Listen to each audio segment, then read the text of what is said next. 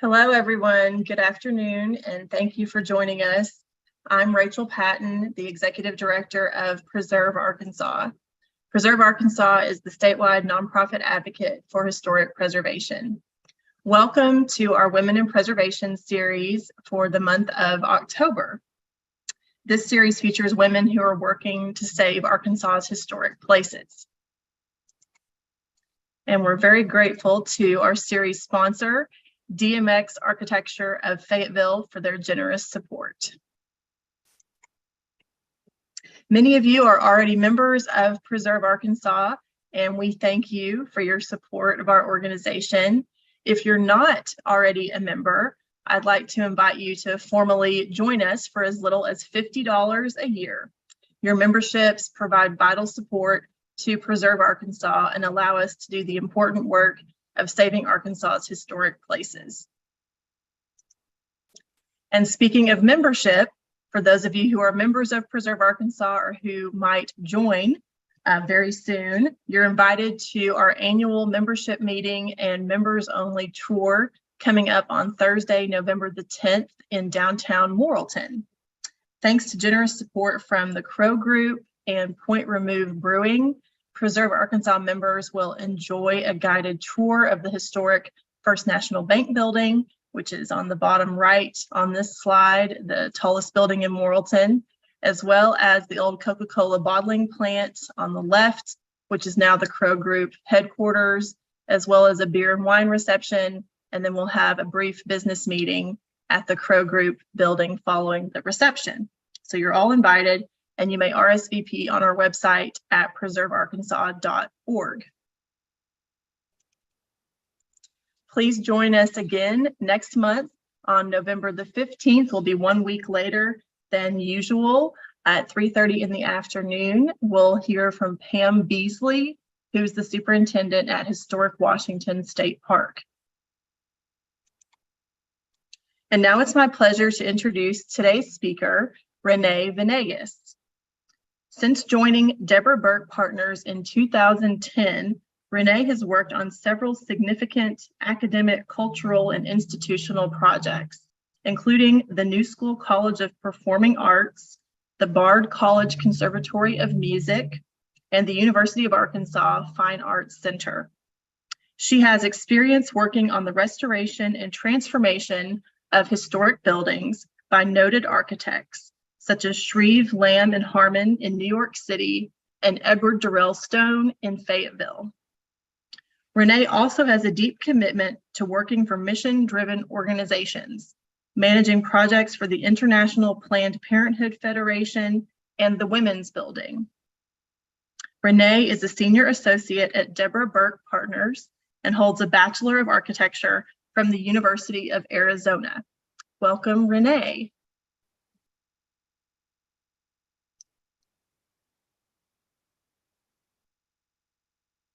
There we go. It decided to zoom you way out all of a sudden.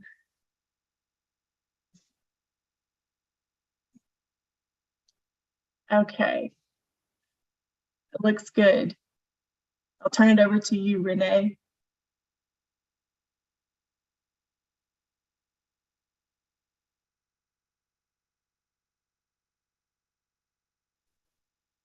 Renee, we can't hear you.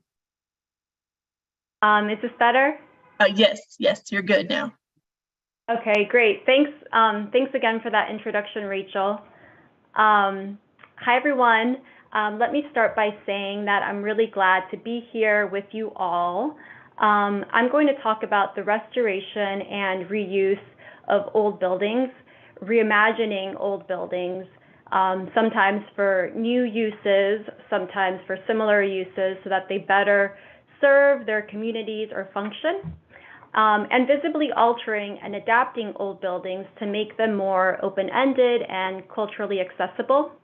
Specifically, the focus of today's talk will be on a project that I'm working on for the University of Arkansas.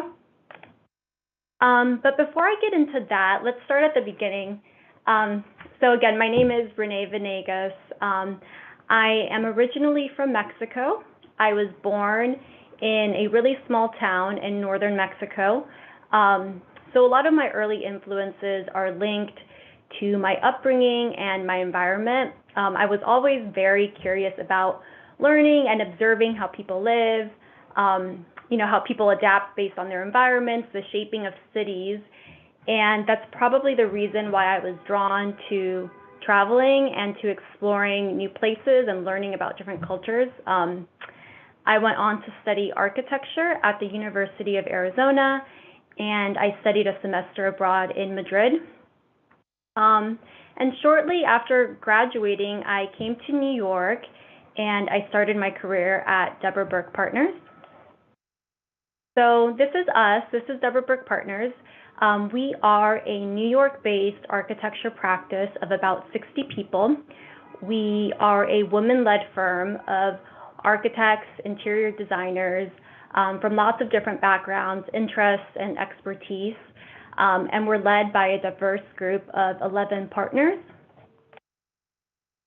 So these are some photos of us in our office space.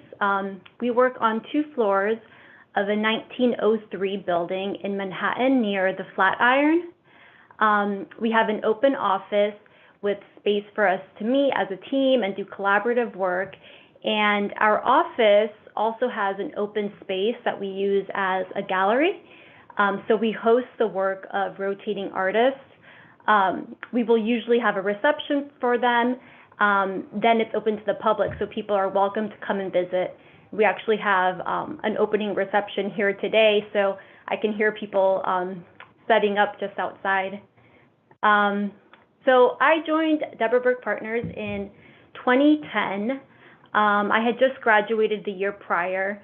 I started, like many people in the design and architecture field, as an intern.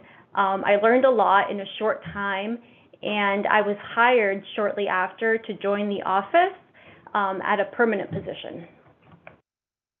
And I've been here ever since. So I'm currently a senior associate at DBP. So our body of work ranges from hospitality to residential to institutional. Since the studio's founding in 1992 and to today, about half the work our office does has been working with old buildings, transforming them for new uses, breathing new life into them. Working with old buildings has been at the center of our practice, and I began my career at DBP working on a wide range of projects. So I've worked on residential projects, mainly in New York. I also worked on commercial office projects. And then I started to get more and more involved in our academic and institutional work. This is an area that I quite enjoy. We've been able to collaborate with arts organizations, with foundations, college and universities, and really mission-driven organizations with whom we share values. So here, you see some of the projects our firm has done, which involve reusing and repurposing old and historic buildings. So on the left are 2 images of the Richardson Olmsted campus, a project in Buffalo, New York, that converted an abandoned former state asylum into a boutique hotel, conference, and event center. And that building is a National Historic Landmark. And then the building in the middle, the top image, this is the Women's Building. The existing building was a 1930s Art Deco building that was actually designed by the same architect as the Empire State Building. It later became a correctional center, a women's prison in Manhattan. So the project was to design a new global hub for the women's and girls' rights movement. It would transform the abandoned prison into a place for activism and action. And this project was part of an international design competition, and the project was never built. Below that image here is a museum hotel project we did in Oklahoma City. The building was originally a Ford motor company, a manufacturing building, and it was converted into a hotel and arts museum. And on the bottom right here is a project that transformed a historic public school here in the Lower East Side of Manhattan to house arts groups and community service organizations. It includes an addition. To the left, you can see the addition and a new entry providing space for new theaters and design studios. And that led me to work on our current project for the University of Arkansas, the restoration of the Fine Arts Center.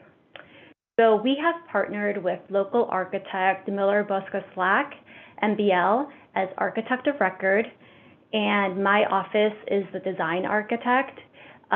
We're also working with a great design team that consists of, engineers, historic preservationists, lighting designers, landscape architects, theater and acoustic consultants.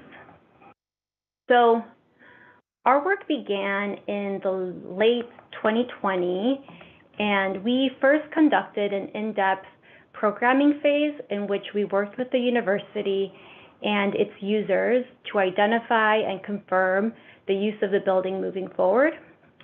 We began the design of the building in the fall of 2021.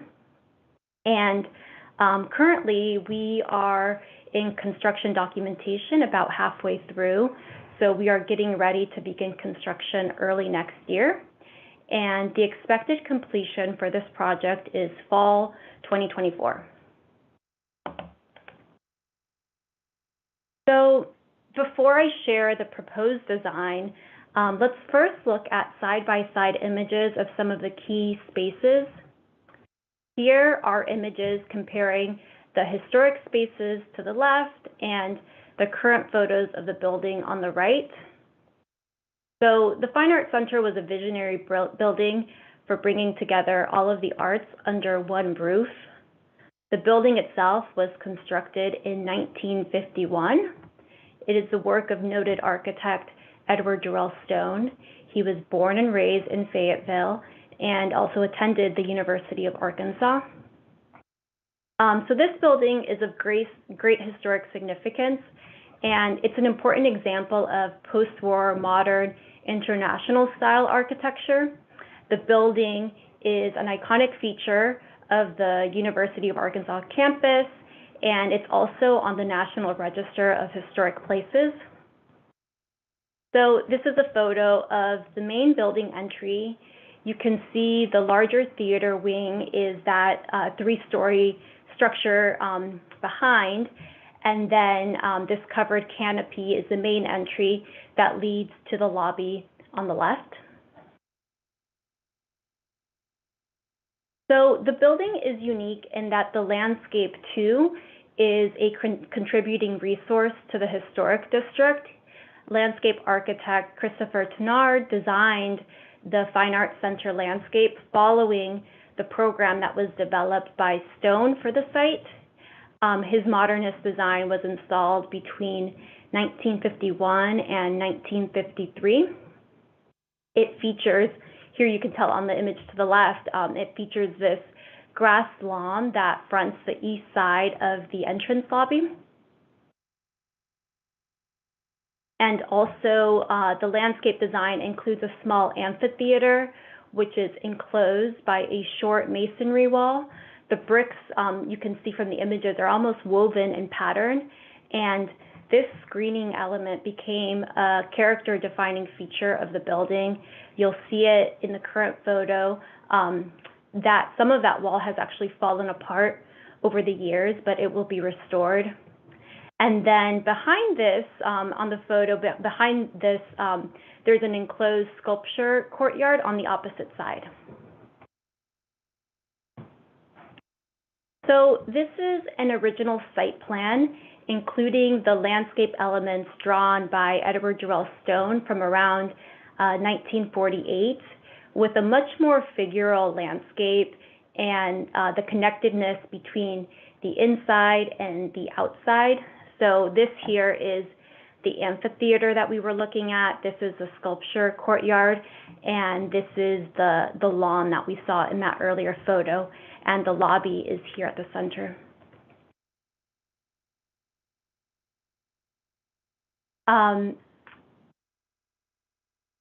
And then here, this is the finalized landscape planting plan from 1951 and how the landscape design evolved.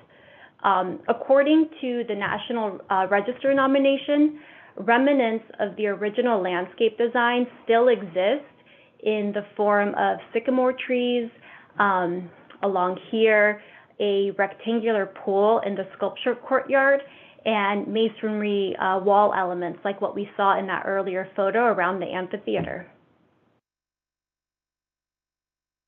So here, this is at the north landscape, which originally had an outdoor work yard that was partially enclosed and had this canopy overhead. And you'll see on the image to the right that those elements are no longer there. Here we are looking at the main building entrance from across the street. So while the design of the center was very different from the architectural character of earlier buildings on campus, the architect, Stone, continued the material palette and the scale and the siding that was laid out in the 1925 campus plan. So the 2- and 3-story building features an asymmetrical floor plan with separate building masses that house the different functions, and it's all connected by the glass-walled lobby at the center. The building has a reinforced concrete and steel structure with exterior walls of buff brick and flat roofs. The west entrance, which is what is shown here, is approached by a walkway that is covered with a projecting concrete canopy supported by round concrete columns. Another feature is this low brick masonry site wall that encloses the exterior areas adjacent to the building, and they really start to define the outdoor landscape. And next, looking inside the building, the classroom spaces, these were studios, and the concert hall. You'll notice that some elements like the metallic mesh ceiling still remain in the space, but most of the other elements have been reconfigured over time. The space you can see here is no longer a flat floor. It has fixed tiered seating, and the sidewalls have been altered as well. And here is the Fine Arts Library.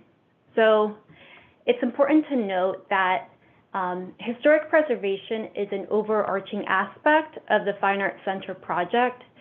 So the proposed design for the exterior envelope and for the interior historic features seeks to retain and repair surviving character-defining materials and elements of the original design wherever possible, but also to ensure that modifications are made so that the building can better function for its current use. So the term restoration is understood in this context to be used meaning to restore and revitalize the center for continued use. So the rehabilitation, which involves making possible a compatible use through repair, alterations, or additions, is most appropriate for what we are doing here in the building and throughout the landscape. So here in these library photos, we are seeing some of those original historic elements in the library stair, the light fixture that shows up on the image to the right, and even the wood paneling surrounding this double height reading room. So it's interesting that the university's historic preservation master plan describes that the Fine Arts Center as the most celebrated modern building on campus, noting that it was widely published in architectural journals at the time of construction. And this here is an article from Life magazine published in 1953 that features the building.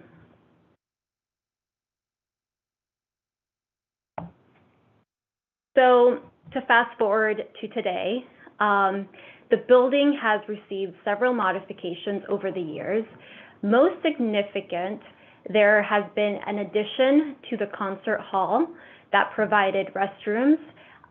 There's also been significant modifications to the concert hall itself and the addition of a gallery within the lobby space, which is what we are looking at here on the right. The space to the left is the gallery that was added in the lobby. And you'll see with this comparison of the lobby photos that, what was once an open, light-filled lobby with strong connections to the exterior now has this interior gallery that divides the space and also blocks lights and views. So now looking at a sketch diagram of the plan, I just want to explain how the building currently functions. So the building is organized by these three building blocks: the School of Music that uses the concert hall on the upper left, and in the classroom wing to the right, which includes the Fine Arts Library and the School of Art, and the Department of Theater has classrooms and studios and a teaching and production theater here to the south. And I should note that the theater wing is not a part of this restoration project. It will be part of a later phase 2. So the spaces are all connected by this shared lobby and also by the adjacent outdoor landscape areas. We believe that to be successful for the long haul, the renovated Fine Arts Center needs to really work to be an interconnected building, highly functional, flexible, and not too prescriptive. We have found that in creative spaces, not prescribing activities too much leads to engagement. So we asked ourselves how to make these three program blocks in the existing building better connected by an active commons that encourages indoor-outdoor movement, that encourages engagement and gathering. So by bringing the lobby back to function as it was originally built, this thoroughfare, this meeting place was really crucial to the design. So this is our vision, standing in the sculpture courtyard outside, looking back into the restored lobby, one that is open and light-filled. It invites activity and connects the building once again.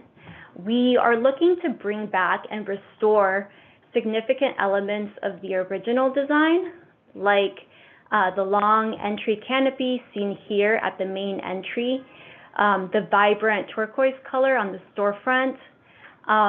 Also within the landscape, restoring this, you can barely see it in this image, but there's a reflecting pool here, and also bringing back the existing brick pavers, and having the outdoor space read and feel like a real extension of the building, an indoor-outdoor space that can be inhabited throughout the day and also into the night. So this is a snapshot of the proposed material palette. And, we've taken cues from the original architecture and the original materials and colors, but we're not looking to recreate the past necessarily. Our goal through this palette is to complement the building's rich history while transforming the building in a fresh way. So we will continue to use the natural buff brick that is found at the exterior and at the interior, which is really a dominant material on the building. We will be including a ground face CMU, mainly at the classroom wing corridors, also taking inspiration from the original CMU in the classrooms, which you might have seen in some of the earlier original photos. We will also be incorporating the use of warm woods at doors and at some accent locations, again, as an inspiration from the original wood paneling in how the building was designed. The existing exposed concrete columns will remain, and we're also interested in using terrazzo at the lobby and at primary ground floor spaces as something that is both durable and timeless, and carpet and marmoleum at some of the other spaces such as the classrooms and the offices. And then lastly, additional color and texture will be introduced through the furniture and through different wall surfaces and paneling. And here in this lobby rendering, you will see how some of these materials start to come together and how they're being used. So this lobby connects the main blocks of the building, the concert hall entry here to the left, the Fine Arts Library directly in front as an extension of the lobby, the School of Art to the right, and then behind this view is the theater department wing. Returning to the project goals specific to just the lobby improvements, we were really excited by the direction and the opportunity to create a welcoming and inviting center for the building, utilizing the lobby as a place for people to come together as a very shared and social space, really, providing dedicated places to sit for students and visitors, a place that is flexible also to accommodate events, to accommodate people coming in and out of the concert hall, coming in and out of the theater as well, and the teaching gallery, and the School of Art spaces. And really to enliven the exterior spaces as an extension of the lobby. So we're going to be creating connections to both courtyards through the lobby here. And when not used as a gathering or as a study space, the lobby can be transformed easily for informal performances or speakers. We've introduced a platform that can provide this informal presentation stage area and a place for students to practice and showcase their material as well. And as a pre-function space, before a performance, a place to check in for ticketing before attending an event, and even a place to hold a small reception.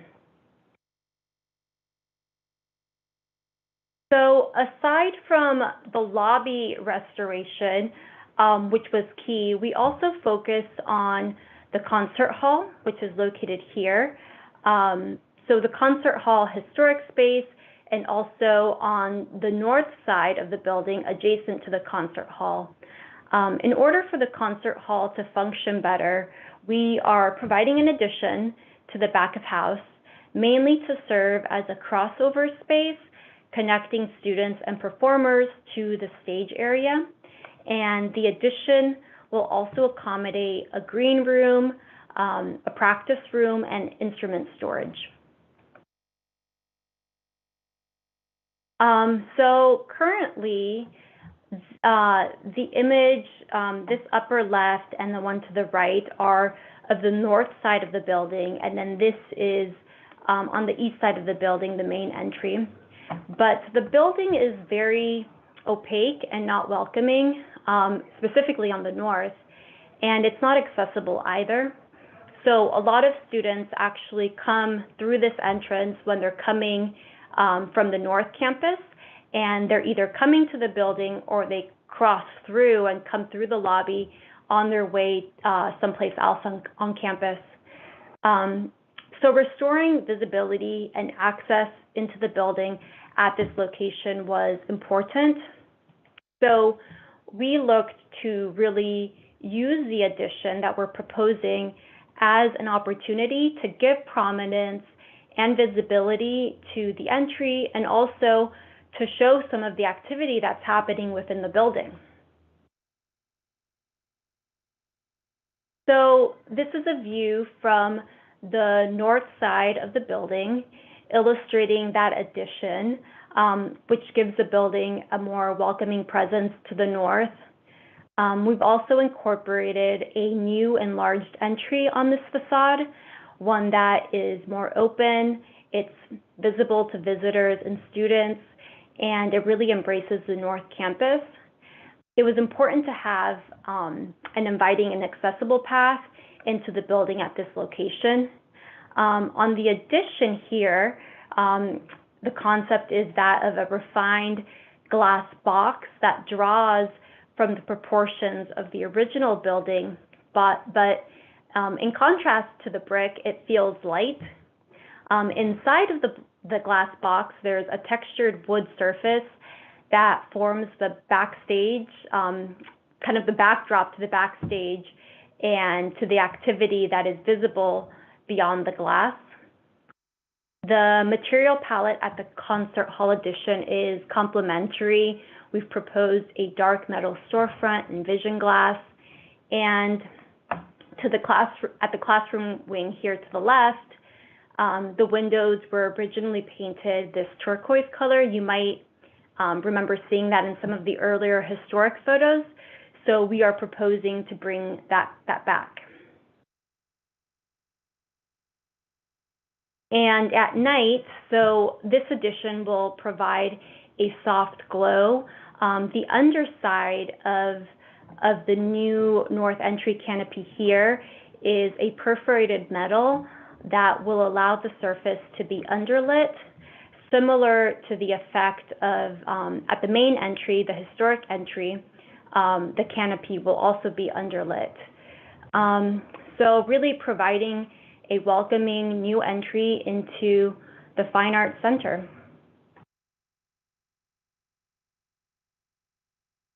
So that's the end of the slides.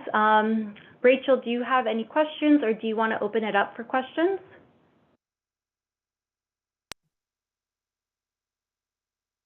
Yes, thank you very much, Renee.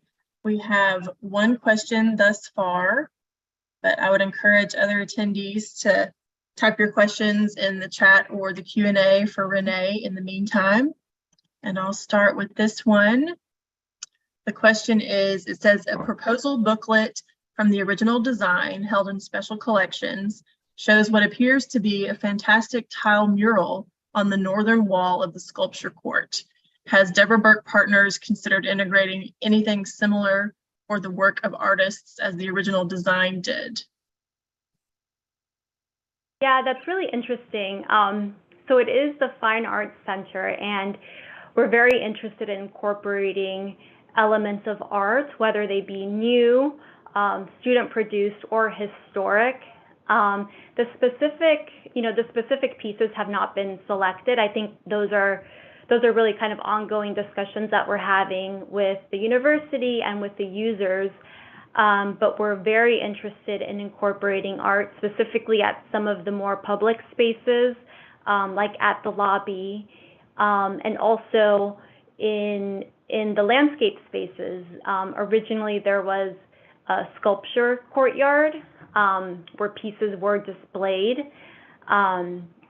So that's another area where we're looking to incorporate art, also on the exterior of the building. Thank you. Okay, I have some questions here, and if anybody else, I want to see somebody else has typed one in. Hang on.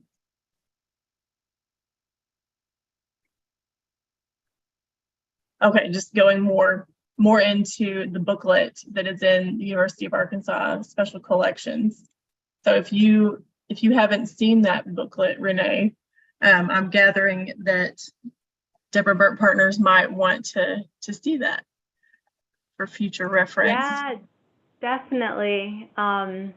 Definitely. We've seen the university has shared a lot of their archives with us, so we have seen we've certainly seen a lot of the original historic drawings of the building. And we've seen, you know, the more recent drawings too that have all the alterations. And then as part of the archives, we've, you know, we've had access to a bunch of the historic photos, both of the building and before, you know, while it was being constructed. So it's been really interesting to kind of comb through all that history. But yeah, we would love, if you could share that with us, we would love to see it. Okay, thank you. Okay, another question. This is from Patricia Blick. She says, good afternoon. This is very interesting and exciting. Did you have to make any modifications to your plans to ensure the National Register status of the building? Or was the proposal sensitive enough to the character defining features? That's a good question. So, you know, since we came on the project, we were well aware of the significance and the importance of the project. So very early on, we were working with a consultant, WJE, who provides historic preservation and technical documentation on the project. And, you know, since the building is of such historic significance, and it's also on the National Register of Historic Places, we engaged with SHPO, with the State Historic Preservation Office, early on.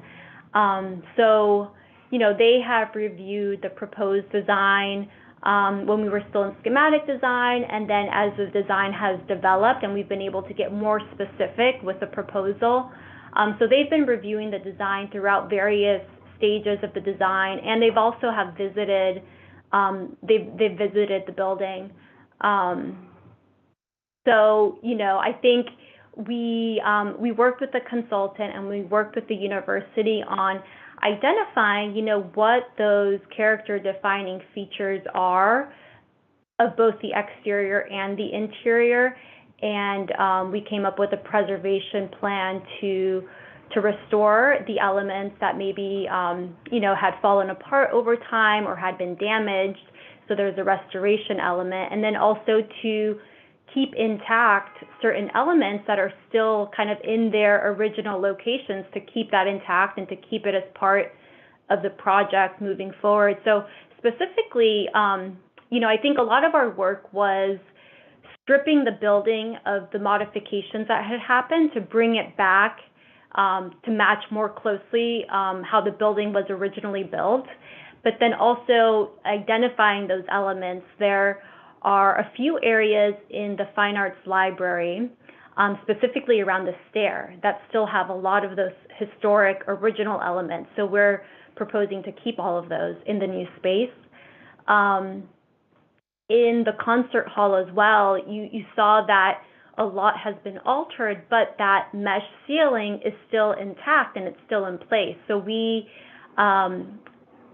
will have to take it down in order for the construction to happen around it. But the idea is that it will go back and it will be adapted so that the concert hall can function, so that it can have all of its, you know, the AV and microphones and lighting, house lighting and stage lighting, but still keep that historic element in the space.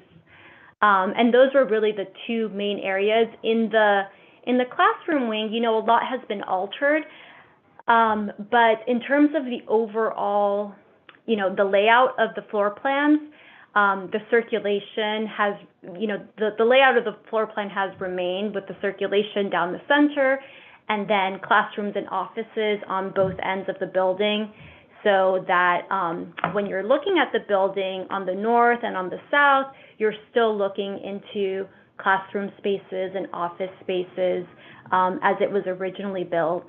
And we're also looking to bring back some of the original materials used, like the CMU walls, and on the floor there was marmoleum. There was a checkered pattern at some point. So we've taken inspiration from all of that in the new design.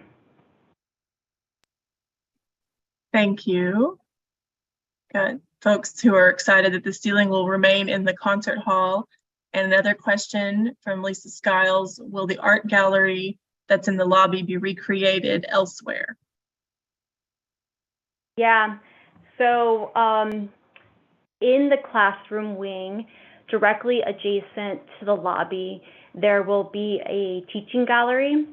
And the idea is that the School of Art will be able to use it for their students as a teaching space. They'll be able to display art, and then it's directly adjacent to the lobby. So if the building has any visitors, they'll be able to also access that gallery space and have view of whatever exhibition is going on at the moment. Okay, great, thank you. This is from Lori Philbeck. She said, it looks great. The question is, the north walkway from the bus depot and stair from the parking garage is a very busy one. How is the site reworked to accommodate this major thoroughfare where your addition occurs? Yeah, it is. And we have found out that this view that we're looking at, so basically this is the North Campus, is traversed by a lot of students just getting to the building and also getting to other places on campus. And then this sidewalk here with the bus depot that's across the street over here is a very busy intersection. And currently, like I said, a lot of areas are not completely accessible. So as part of the project, this entire sidewalk will be slightly regraded to create a gentle slope.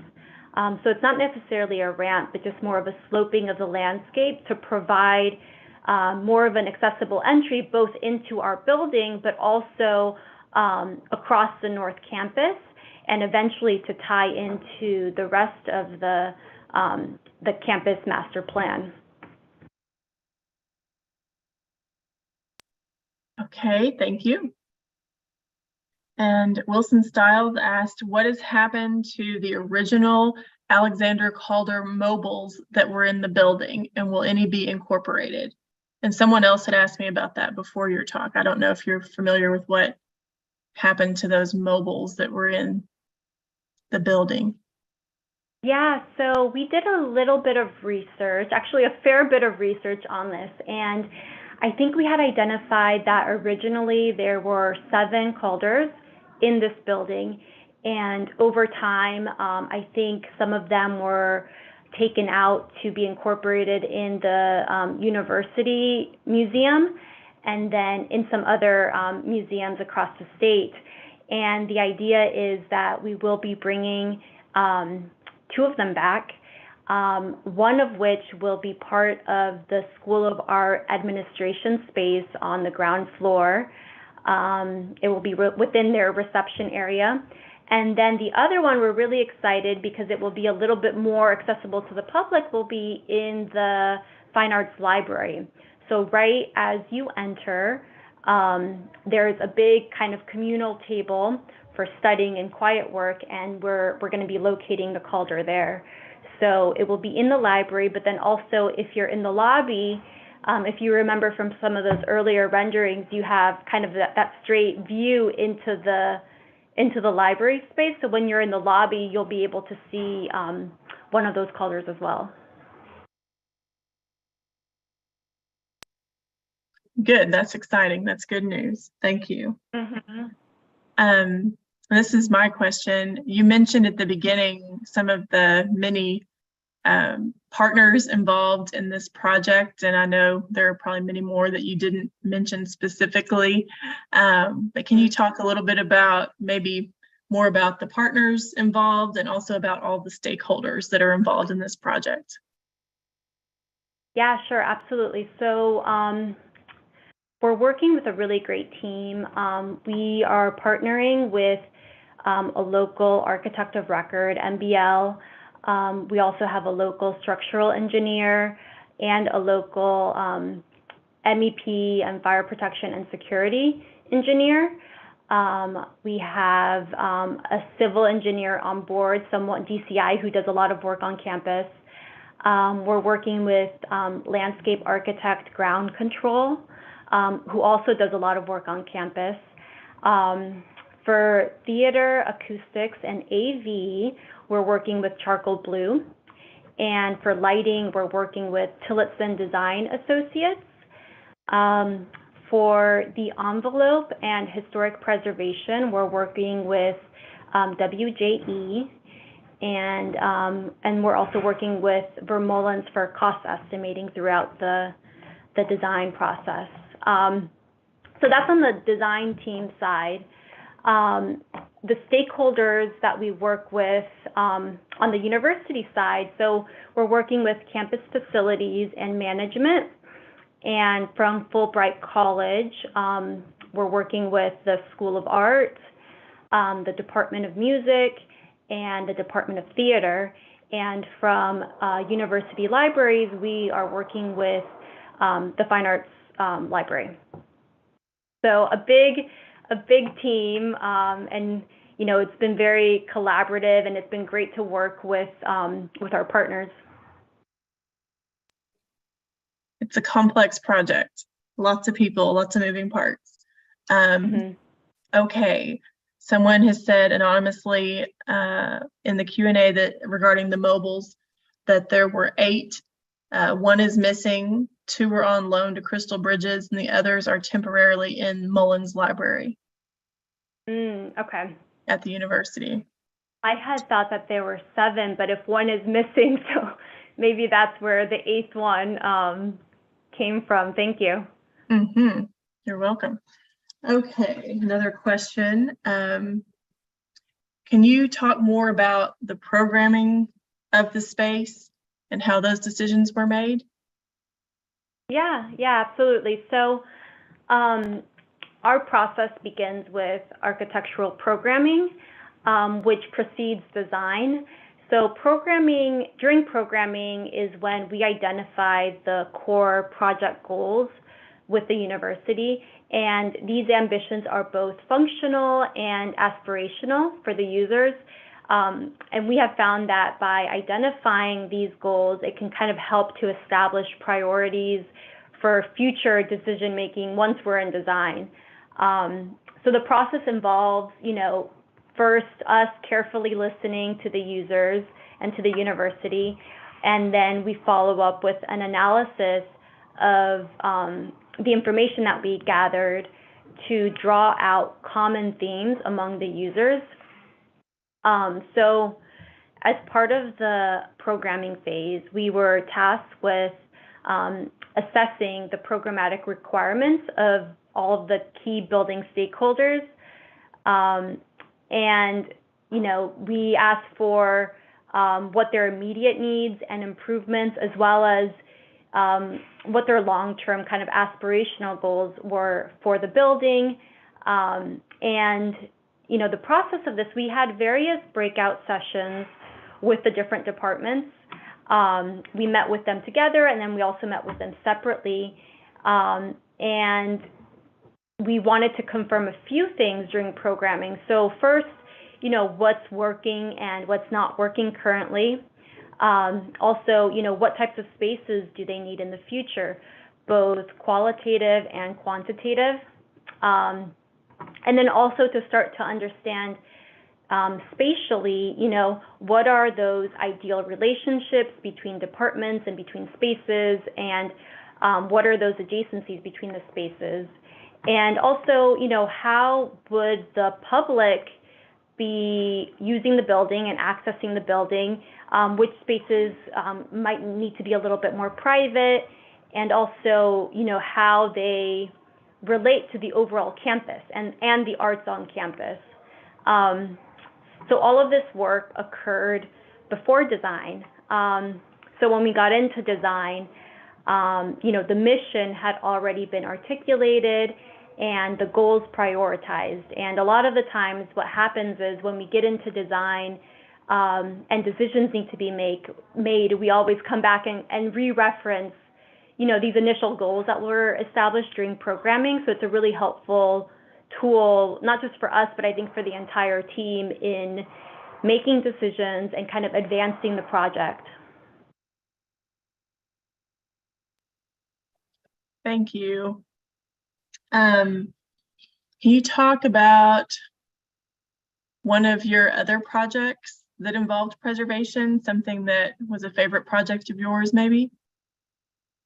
Yeah, sure. So we've done a lot of preservation projects, but another one that I spent a few years developing was the women's building, and I showed one of the exterior images of that project on one of the first slides. But that was a concept design for a project that we developed in 2019, I believe. It was a design for a new global hub for women's and girls' rights movement. So basically, it would transform a former correctional facilities that later became an abandoned women's prison into a hub and a place for activism. So the facility was called Bayview Correctional Facilities, and it was an abandoned prison. It was in use up until I think like 2015, and then they moved the women to another location in upstate New York. And it was vacant ever since, and the building was just sitting there. It's on a corner block in the Chelsea neighborhood here in Manhattan. And the idea was to really transform it into a community center that includes spaces open to the public, a gallery space, event space that can be rented by organizations, and also a co-working space. So it would offer those working on behalf of the girls' and women's rights the space and the resources and the support they need to drive that critical change. The project was led by the Novo Foundation, which is a social justice foundation. And it's interesting because the building itself had also kind of multiple histories. The original building was from the 1930s, and it was designed by Shreve, Lamb and Harmon, and it was built as a YMCA for sailors and merchants, Marines. And then it was, I think it functioned as a YMCA for many years until the mid-1970s when it was converted to a prison. So once it became the correctional facility, it was a site of pain and confinement, but it also really inspired resistance and resilience amongst the women who were there. So the project aims to honor and build on that spirit and to really, transform the space into a place of incarceration and confinement to a place of liberation and justice. So that was it was a rather unique project and really a special one to have been a part of. It's very interesting. I liked seeing the renderings from that project. Okay, this is a comment from Hannah Vogler.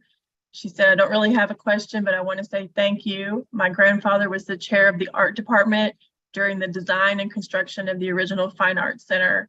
I deeply appreciate your dedication to bringing this important building back to its original life and purpose while making it useful in the current era as well. Oh, thank you. Thanks, Hannah.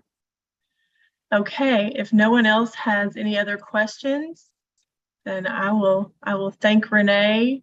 So you got a couple more seconds to type a question or comment in if you want to. Otherwise, I'll make a quick plug for an in-person talk that is related to this talk, but not going to be the same, by Renee's colleague, Noah Bicklin of Deborah Burke Partners. He will be in Arkansas in person at the AIA convention in Rogers at the end of October. And Preserve Arkansas is helping to sponsor his lecture, but he will focus more on Deborah Burke Partners' broader work in the adaptive reuse of historic buildings.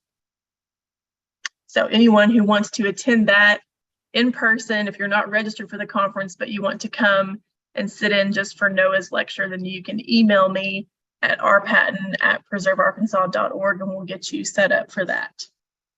Okay, I don't see any other questions or comments. So thank you, Renee, so much for a wonderful program. And thank you all for watching. We will see you next month. Bye, everybody. Bye, thank you. Thank you.